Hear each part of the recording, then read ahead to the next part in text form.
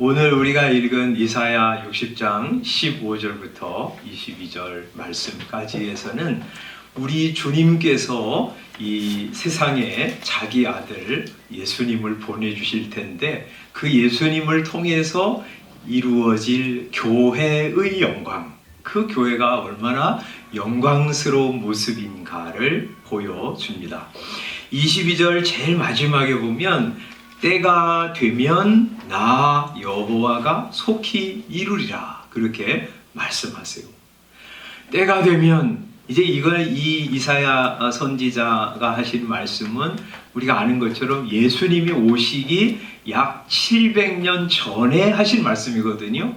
이제 시간이 되면 때가 되면 나 여호와가 속히 이룰 것이라 하고 약속하세요. 그리고 정말 때가 참에 하나님이 자기 아들을 보내셔서 자신의 생명을 희생하시고 이 땅에 교회를 세우셨어요. 교회를 세우셨다는 말은 조금 더 설명이 필요해요. 교회를 그때 비로소 세우신 것이 아니라 그 전까지 있는 교회를 새롭게 하신 거예요. 구약의 교회를 완전히 새롭게 하셨어. 그리고 그 교회를 영광스럽게 하셨습니다. 그 이야기를 지금 하고 계신데, 그래서 15절에 보면 전에는 내가 버림을 당하며 미움을 당하였으므로 내게로 가는 자가 없었으나 하면서 구약 교회가 이런 형편에 있었다 하는 것을 말씀하세요. 구약 교회는 말이죠, 하나님 섬기라고 부르셨지만 하나님 저버리고 우상을 섬기고 그래서 하나님을 진노하게 만들어서 하나님이요 그를 버리셨고요 미워하셨어요. 징벌하셨습니다. 하나님이 내버리시면 그러면 그 교회가 세상에 의해서 짓밟히고요. 그러면 그 짓밟힌 교회는 사람들이 가지 않아요. 이스라엘 역사가 바로 그랬습니다. 이스라엘 역사 내내 어떤 일이 일어나는지 구약 성경을 통해서 우리가 봅니다. 주변 나라들이 계속 침공하고요.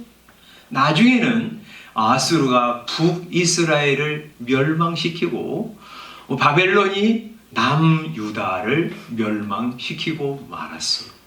그렇게 짓밟혔어요. 그래서 사람들이 그런 교회로 가지 않았어요. 그러나 이제는 이렇게 말씀하세요. 이제 예수 그리스도를 통해서 새롭게 세우시는 이 신약 교회는 완전히 다른 모습이 될 거라고 약속하고 계십니다. 이제는 그 교회가 어떻게 될 것이냐면 내가 너를 영원한 아름다움과 대대의 기쁨이 되게 하리니 내가 이방 나라들의 젖을 빨며 뭇 왕의 젖을 빨고 나 여호와는 내 구원자 내 구속자 야곱의 전능자인 줄 알리라 하고 말씀하세요. 하나님이 이제 이 새로운 교회를 어떻게 하실 것이냐면 영원히 영광스러운 공동체, 대대로 기쁨이 가득한 공동체로 세울 것이라고 말씀하고 계십니다. 여러분, 우리 주님이 교회를 아름답게 하셨어요. 영광스럽게 만드셨습니다. 예수 그리스도를 구주로 믿고 사는 모임인 이 교회가요, 세상에서 가장 영광스러운 공동체입니다. 예수 그리스도를 믿고 사는 사람은 구원받은 기쁨, 우리를 사랑하신 하나님으로 인한 즐거움 때문에 즐겁게 살아요. 그래서 교회는 기쁨의 공동체입니다. 여러분, 이 더럽고 추한 것이 많은 세상 속에서 교회야말로 아름다운 공동체이고요. 슬픔 많은 세상 속에서 교회야말로 기쁨의 공동체입니다. 우리 교회는 어떻습니까? 여러분, 우리는 이런 교회를 만들어 가야 해요. 이 신약 교회가 세워진 후에도 어느 시대 또 어느 곳에서는 교회가 참 추한 꼴을 많이 보입니다. 또 어떤 교회는 참 침울하고 우울합니다. 우리 교회는 어떻습니까? 우리 교회가 이 어두운 세상 속에, 그리고 추한 것 참 많은 세상 속에서 아름다운 공동체가 되게 해 주십시오. 그리고 슬픔, 수고가 많은 세상 속에서 기쁨의 공동체가 되게 해 주십시오 하고 우리는 소원해야 하고요. 그 교회의 구성원 한 사람 한 사람인 내가 하나님 은혜 아래서 자꾸 아름답고 영광스러운 사람으로 성장해 가야 하고요. 우리를 구원하신 구원의 기쁨, 우리의 소망이신 하나님 때문에 즐거워하는 성도가 될 때 우리 교회가 아름답고 기쁜 공동체가 되어갈 수 있습니다. 두 번째로, 이 신약의 교회는 구약의 교회보다 훨씬 더 아름답고 값진 것들로 채워질 것이라고 그러세요. 17절, 18절 이렇게 말씀하세요. 내가 금을 가지고 놋을 대신하며 은을 가지고 철을 대신하며 놋으로 나무를 대신하며 철로 돌을 대신할 것이다. 그렇게 말씀하세요.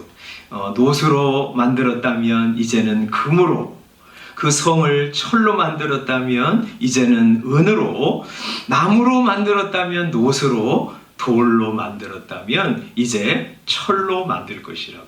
그 성을 보다 더 견고하고 보다 더 아름다운 것으로 교회를 장식할 것이라고 그러세요. 그게 뭐냐? 교회가 뭐 금 많이 쌓아두고 금은 보석을 많이 가지고 뭐 예배당을 뭐 치장을 하고 그런다는 얘기냐? 그런 것이 아니라 교회는 진짜 아름다운 것인 화평과 공의로 둘 것이라고 말씀하세요. 그래서 여기 17절 뒤에 화평을 세워 관원으로 삼으며 공의를 세워 감독으로 삼으리니 다시는 강포한 일이 내 땅에 들리지 않을 것이요 황폐와 파멸이 내 국경 안에 다시 없을 것이며 내가 내 성벽을 구원이라 내 성문을 찬송이라 부를 것이라 하고 말씀하세요. 여러분, 교회가요 뭐가 이제 자리 잡게 되냐면 화평이 자리 잡게 될 것이라는 거예요. 우리가 지난번에 이사야 59장에서 봤어요. 이사야 59장에서 이스라엘의 상황 어떻게 됐어? 서로 속이고 거짓으로 소송하고 진실하게 판결하는 재판장도 없고 막 서로 속이고 속는 그런 일들이 만연해 있었어요. 그리고 그 교회는 또 뭐가 있었어요? 불의가 가득했어. 불의와 불법. 그래서 진실과 공의와 정의는 눈을 씻고 찾아봐도 찾을 수 없는 모습이었어. 그런데 이제 새롭게 세워지는 신약의 교회는 뭐가 지배하는 공동체냐면 화평이 지배하는 공동체라고 그래요. 그리고 공의가 지배하는 나라가 될 것이라고 말씀하십니다. 여러분, 교회는 무슨 예배당을 크게 짓는다든지 교회 안에 뭐 권세 있는 사람들이 많아질 때 교회가 아름답고 든든하고 흔들리지 않는 공동체가 되는 것이 아닙니다. 화평이 있어야 돼요. 우리 이 안에 들어온 성도 서로 간에 성도들을 귀중하게 여기고 서로 평화를 이루어가는 거예요. 나보다 다른 사람을 낮게 여기고 그리고 다른 사람이 잘 되기를 바라고 성도가 어려움을 당하면 함께 힘들어하고 성도가 울면 함께 울고 성도가 웃으면 함께 기뻐하는 그런 화평의 공동체를 만들어 가야 합니다. 이 세상은 다툼과 분열, 싸움이 필연일지라도 교회는 하나님 안에서 화목을 이루어 갈 수 있는 사람들이 모인 곳이기 때문에 화평을 세워갈 수 있어요. 그죠? 우리 주님 뭐라고 그러세요? 그는 우리의 화평이신지라. 예수님은 우리의 화평이세요. 하나님과 우리 사이를 화목하게 하시는 분이시고 우리와 우리 사이를 화목하게 하시는 분이셨어요. 그래서 그 당시에 가장 높은 벽이었던 유대인과 헬라인의 장벽도 철폐하시고 그 둘이 하나가 돼서 하나님 앞에 나아갈 수 있게 하신 분이 예수님이세요. 그래서 예수님을 구주로 믿고 그분을 주님으로 따르는 성도들이 있는 곳에 화평을 이룰 수 있는 거예요. 아름다운 하나됨을 이루어 갈 수 있습니다. 초대교회는 그래서 나라와 인종, 피부색, 남녀, 노소의 차이를 뛰어넘어서 아름다운 하나됨을 이루었습니다. 그래서 우리도 차이가 차별이 되지 않도록 해야 돼요. 그리스도 예수 안에서 우리는 다 하나이기 때문입니다. 남자 여자도 그리스도 안에서 한 하나님의 자녀고요. 하나님의 나라를 유업으로 받을 사람들이고요. 구별이 없어요. 잘 사는 사람, 못 사는 사람, 많이 배운 사람, 그렇지 않은 사람, 우리는 그리스도 안에서 하나를 이룰 수 있어요. 그래 가야 합니다. 그것이 교회를 아름답게 영광스럽게 하는 것이에요. 우리가 거꾸로 생각해 보세요. 교회가 싸우잖아요. 싸우는 교회 얼마나 많은지 모릅니다. 그러면 그 자체로 교회는 추하게 되는 거예요. 누가 맞냐 누가 틀리냐 상관없이 그 교회는 이미 세상에 진 거예요. 그리고 더러운 꼴을 세상에 보여주는 거예요. 뿐만 아니라 교회는 공의로 가득 차야 합니다. 세상은 불의와 불법이 항상 존재하지만 우리는 죄와 불의와 불법에서 예수님의 피로 구원받은 성도이기 때문에 이제는 죄를 멀리하려고 합니다. 불의와 불법 좋아하지 않습니다. 어떻게 하든지 불의와 불법을 바꾸어서 공의와 아름다운 것이 세워지기를 소원하면서 살아갑니다. 성도는 진리를 사랑하고 또 하나님의 말씀대로 살며 참된 복음을 고소하는 데 힘을 써야 합니다. 진리는 이래도 좋고 저래도 좋은 것이 아닙니다. 우리는 예수 믿어도 구원받고 부처를 믿어도 구원받고 그렇게 받아들일 수는 없어요. 우리는 진리는 고수해야 하고요. 하나님의 교회가 말씀의 지배를 받는 교회, 하나님의 말씀이 왕노릇하는 교회, 그래서 공의가 자리 잡는 교회가 되어야 합니다. 이 두 가지는 늘 조화를 시켜 가야 해요. 진리 위에 다른 것은 훨씬 더 포용하는 마음으로 사람들을 대해야 하고 공의는 분명히 가지고 있어야 합니다. 그래서 아우구스티누스는 본질에는 일치를, 비본질에는 관용을, 모든 일에는 사랑을 이라는 말을 했습니다.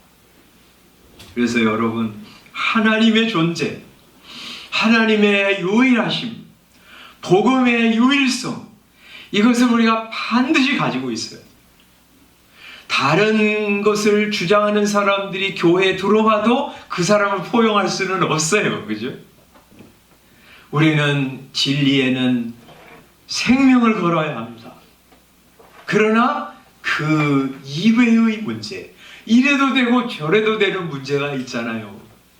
그런 것에서는 훨씬 더 포용하는 자세를 가져야 합니다. 짜장면 먹냐, 짬뽕 먹냐, 그거 가지고 싸워서는 안 돼요. 전에 그런 말씀 드렸잖아요. 교회에서 카펫을 까는데 어떤 사람들은 카펫을 푸른 초장처럼 녹색을 깔자고 그러고, 어떤 사람은 예수님의 보혈처럼 붉은색 카펫을 깔자고 그래가지고 서로 싸워가지고 교회 안에 푸른 초장파, 보혈파, 이게 막 서로 싸워가지고 교회가 분란이 일어났다고 그러는 거예요.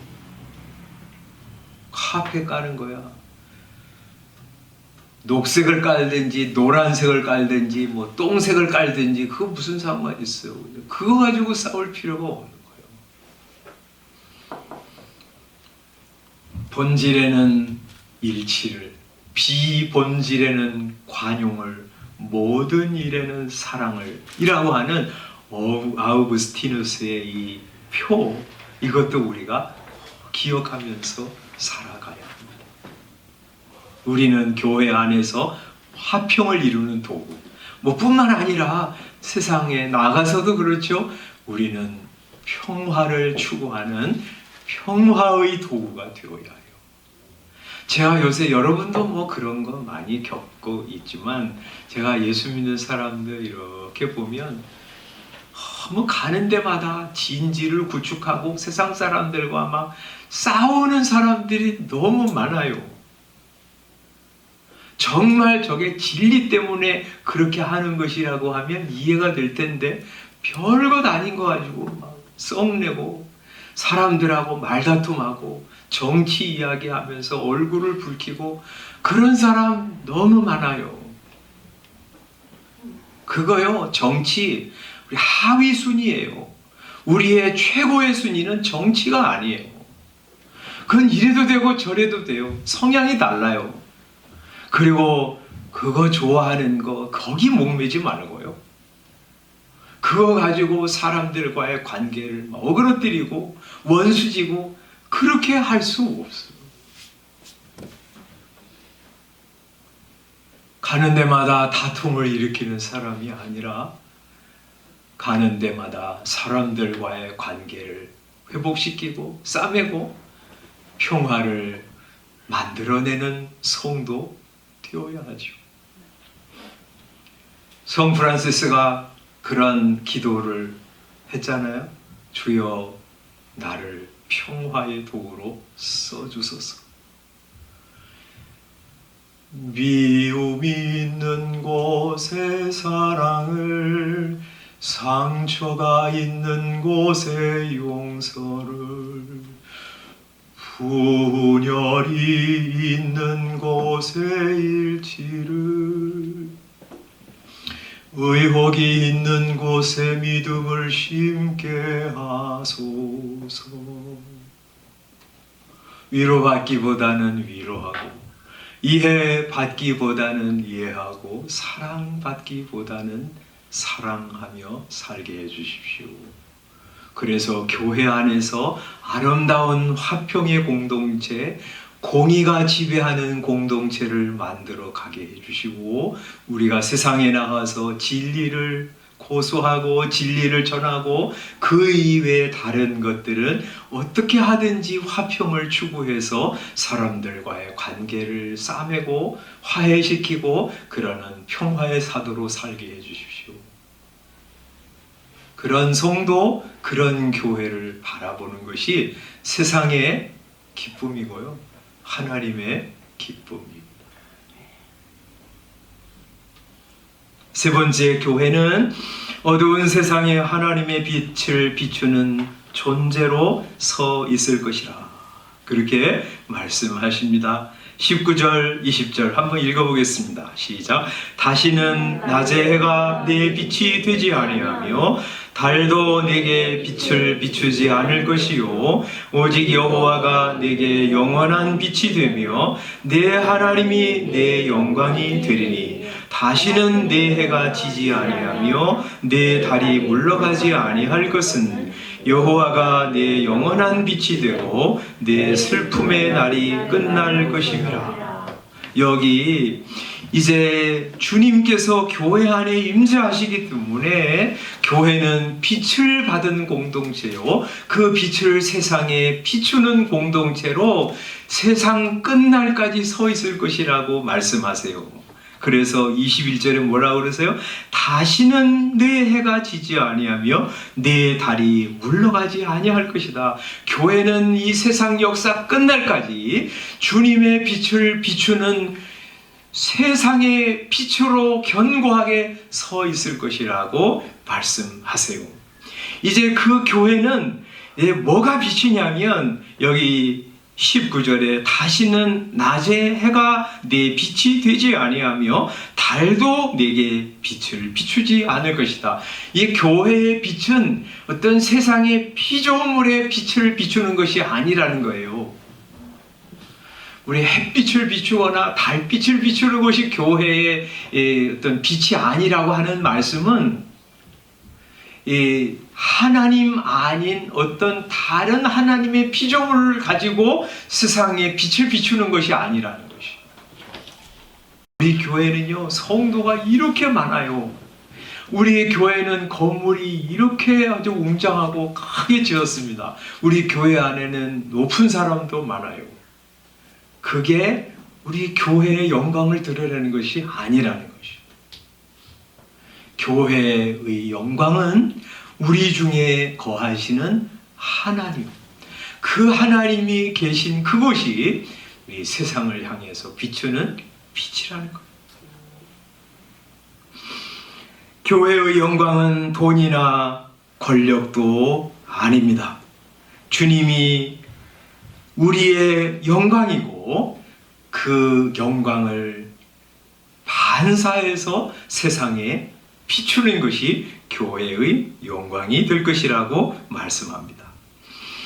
그러므로 교회는, 성도들은 주님이 우리 안에 계신 것을 크게 여기고 주님으로 충만해져야 합니다. 그럴 때 우리는 세상을 향해서 지속적으로 밝은 빛을 비출 것입니다. 그래서 한번 생각해 보세요. 이제 교회가 우리 건물이 이렇게 커 그러면, 혹은 우리 교회 안에는 높은 사람이 이렇게 많아. 교회가 뭐 현대식 무슨 도구들을 잘 갖추었어. 그러면요, 세상이 우리도 있는데, 우리는 더 좋은데, 그건 자랑이 아니에요. 그래서 어떤 목사님은 그런 이야기를 했습니다. 교회가 세상을 향해서 할 수 있는 최고의 공헌은 교회다워지는 것이다.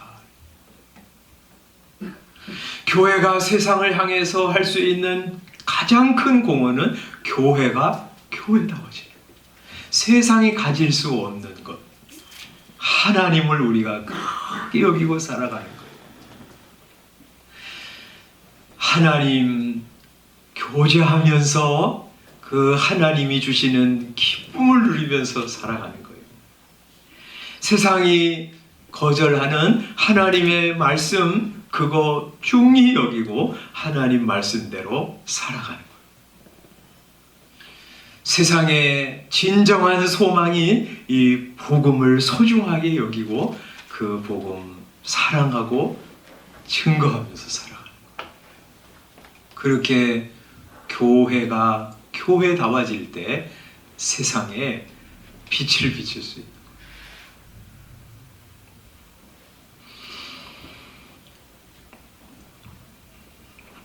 교회는 여전히 세상의 빛입니다. 교회는 사람들이 어떻게 평가하건 상관없이 세상의 소망입니다.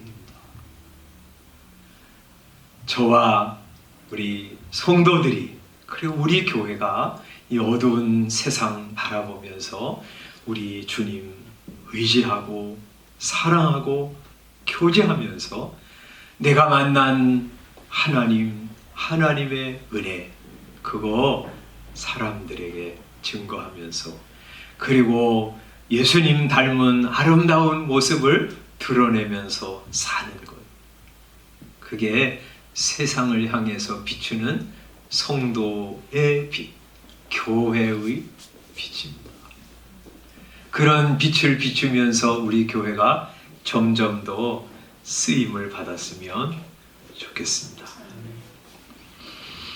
마지막 네 번째, 하나님은 작고 연약한 사람들을 사용해서 강력한 나라를 세워가시는 것.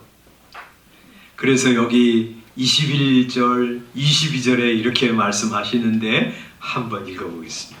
시작. 내 백성이 다 의롭게 되어 영원히 땅을 차지하리니 그들은 내가 심은 가지요 내가 손으로 만든 것으로서 나의 영광을 나타낼 것인즉 그 작은 자가 천명을 이루겠고 그 약한 자가 강국을 이룰 것이라. 때가 되면 나 여호와가 속히 이루리라. 우리 주님께서 의롭게 하시고 주님께서 빚어가시는 성도들을 통해서 우리 주님은 주의 영광을 나타내실 것입니다. 그들은 비록 작을지라도 천명을 이룰 것이요 약한 자일지라도 강국을 이루게 될 것입니다. 여러분, 주님의 나라는 본래 작은 것으로부터 시작되었어요. 아브라함이라고 하는 한 가정을 통해서 시작하셨잖아요. 우리 예수님도 어디 대제국의 왕자로 태어난 것이 아니라 가난한 목수의 아들로 태어나셨어요. 그것도 말구유에서. 그 작게 시작한 하나님의 나라가 온 세상을 덮은 거예요. 예수님의 제자 신분도 미천하고 학식도 그렇고 재물도 가진 것이 없는 사람들인데 그 몇 안 되는 예수님의 12제자가 세상을 완전히 흔들어 놓은 거예요. 고린도전서 1장에 보면 초대교회 당시에 예수 믿은 사람들 이렇게 말하고 있어. 육체를 따라 지혜 있는 자가 많지 아니하며 능한 자가 많지 아니하며 문벌 좋은 자가 너희 중에 많지 않다. 이렇게 말씀하세요. 미련한 사람, 약한 사람, 천한 사람, 멸시받는 사람, 없는 사람들이 대다수를 차지했지만 그 약한 사람, 그 낮은 사람들이요 로마 제국을 정복했어. 하나님의 나라는 이렇게 작게 시작하지만 그러나 굉장한 영향을 끼치는 나라로 성장합니다. 그게 교회의 영광이에요. 세상은 그렇지 않잖아요. 굉장한 지식이 있는 사람, 권세 있는 사람, 학식 있는 사람, 전문가 이런 사람들이 모여가지고 뭔가를 이루잖아요. 근데 하나님의 나라는 그렇지 않아요. 작고 연약한 작은 순 같은 그 하나 가지고 세상을 정복해요. 그래서 말이죠. 여러분도 작다고 보잘것없다고 자기 스스로를 별 가치 없는 사람처럼 학대할 필요도 없어요. 의기소침할 필요도 없습니다. 하나님 저를 사용해 주십시오. 제가 여기 있습니다. 하고 주님 앞에 드릴 때 작은 사람, 작은 교회를 가지고도 주님은 강력한 영향력을 끼치는 주님의 교회를 세워나갈 수 있는 것입니다. 오늘 주님의 교회의 영광 4가지를 말씀드렸어요. 교회는 아름다움과 기쁨의 공동체이다. 여러분, 우리 교회는 어떻습니까? 주님을 믿고 사랑하고 교제함으로 아름다운 공동체, 기쁜 공동체를 우리가 다 만들어 갔으면 좋겠어요. 교회는 뭐가 자리 잡고 있었다고요? 화평과 공의가 있는 영광스러운 교회였다고 말씀하세요. 우리 교회는 어떻습니까? 여러분, 성도 서로를 바라볼 때 어떤 시각으로 바라보십니까? 하나님, 저 화평의 주님, 화목의 주님으로부터 하나님과 화목되고 성도들과도 화목한 성도가 되었으니 원수 관계에 있으면 해소하게 해주시고 미워하는 사람 있으면 찾아가서 용서하고 용서를 빌게 해주시고 그래서 교회에서부터 화평의 공동체를 만들어가게 해주십시오. 저에게 진리를 알게 해주셨으니 고소하게 하시고 파수하게 하시고 그것을 후대에게 전하게 해주십시오. 우리 교회가 화평과 공의의 공동체가 되게 해주십시오. 그렇게 기도하면서 그런 공동체를 우리가 만들어가는 거예요. 누가 만들어가겠습니까? 교회는 세상의 빛입니다. 우리 교회는 빛을 비추는 공동체입니까? 날마다 주님으로부터 빛을 받아야 합니다. 말씀을 받아야 합니다. 은혜를 받아야 합니다. 주님의 성품 내 것으로 삼아야 합니다. 그래서 세상을 향해서 빛 비추면서 살아갔으면 좋겠어요. 어두운 세상 더 어둡게 하지 말고요. 작지만 불빛을 비추어서 세상의 어두움을 밝게 만드는 세상의 빛된 성도, 빛을 비추는 교회 되었으면 좋겠어요. 우리 작고 연약하지만 하나님 우리를 사용하소서. 그래서 내가 있는 곳에 영향 끼치게 해주시고 우리 교회가 여기 있는데 이 지역에 강력한 영향을 끼치는 그런 교회 되게 해주십시오.